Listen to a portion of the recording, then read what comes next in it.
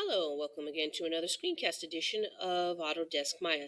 Today we'll be focusing on motion graphic text through Autodesk Maya's animation feature.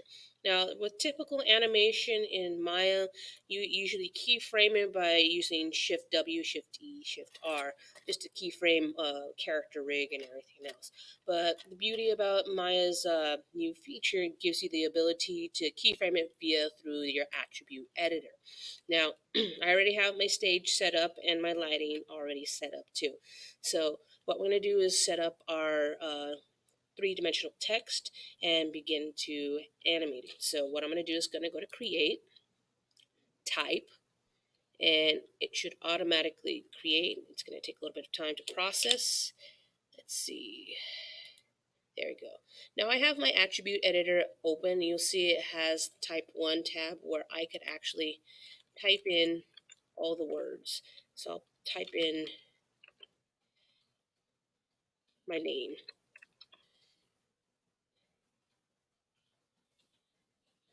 So here's my name, wrote it down. Now you have the ability to customize your font choice, whatever sort of floats your boat and whatever seems to um, bring out your design. You have that ability to do that too. So let's see, I'm just gonna choose, let's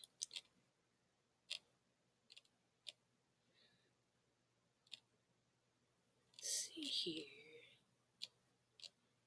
So I'm gonna choose, of course, Cooper Black, just for fun. So, of course, you have the choice of also, depending on the font, you can have like italicized or bold, semi-bold. Again, you have any setup for a different language too. Now, you also have this little sort of font feature too.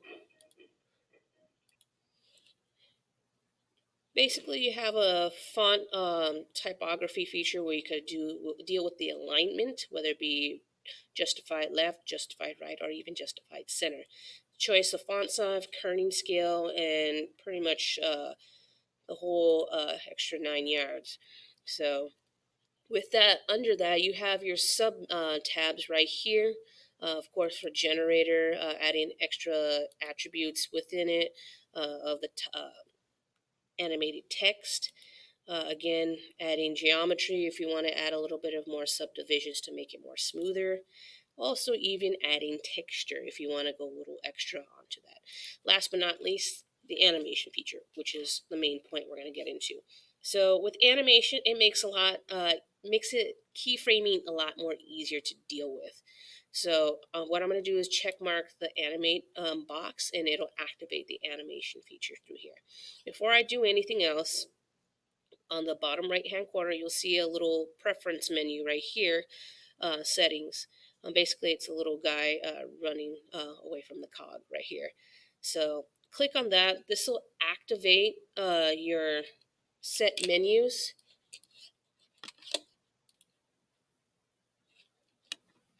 So that'll activate your set menus here. Let me see what I could find. Where is it? There you go. So your preference settings will be activated and it'll show up to your time slider. So one of the important things before you begin to animate is that you align your frame rate to the necessary frame rate that you want, which is basically 30 frames per second or basically 29.97 frames per second. So I'm going to change my frame rate right here, 29.97 frame rates per second.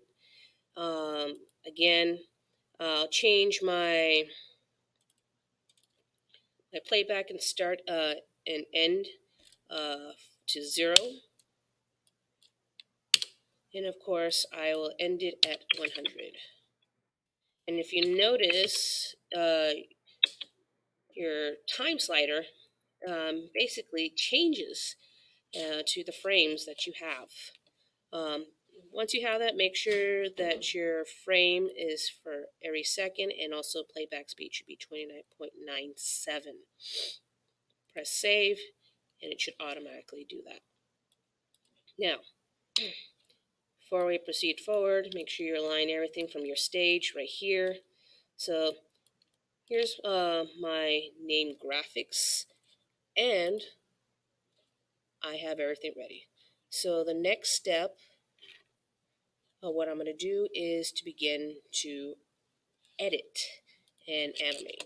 So if you look right here on the bottom of your animation, you have 3 rows and 3 columns. The first row being translate, rotate, then scale. Then basically what your columns are going to be are your X, Y, and Z axis. That's one way to sort of figure out what you want. Now, if you look right here on this drop-down menu, you have choices to create your animation via through character, word, or even line. So we're going to stick to character for right now. It's okay. Before you start anything, be sure to set the keys to establish your first static keyframe. So once you have that, the next step, say I want to go to frame 20, I want to change the translate on Y for 10, just for fun. And all I have to do is keyframe, just like that. There we go. Then 40, keyframe 40. As you notice, I moved my time slider to keyframe 40. In order for it to activate, be sure to keyframe on each of the frames that you want to be keyframed. So 0, 20, 40. That's just for me. Other than that, I'm going to go back to 0 right here in frame 40, set those keys, have that done. So when I play it,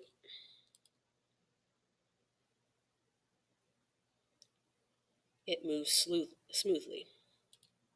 Now, when it comes to a rotation, you could, depending on what you want to do, also if you're not too sure where the positions of your axis is, all you have to do is press the E key just to activate it. So I want to sort of rotate this right here on my Y. So what I'm going to do, of course, since we already have this, so keyframe 20. Let's see, how about, let's do keyframe 30. Actually, yeah, 20 would be best. So what we're going to do is press 90 degrees, keyframe it, and then what I'm going to do right here is go to keyframe 50, type in 360. We're going to do it in a full circle. Then set those keyframes. So when you play it from right here, there we go. It all depends on how you want it positioned. If you're not satisfied with the animation in itself, that's okay. Yeah, what you could pretty much do is just, if you're not satisfied with that, all you have to do is right click and break connection. What it does is just remain that keyframe.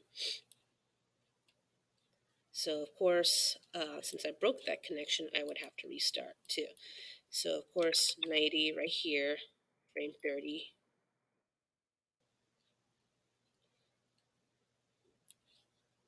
Right here, but if I want to change it, 360.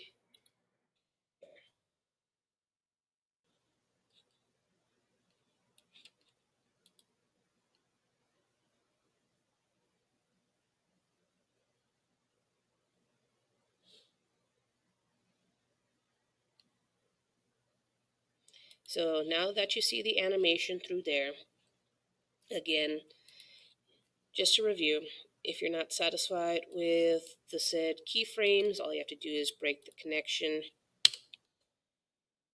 and reset them. Then if you want to start, say maybe at a different frame, you could change it. Set the keys. So when you play it,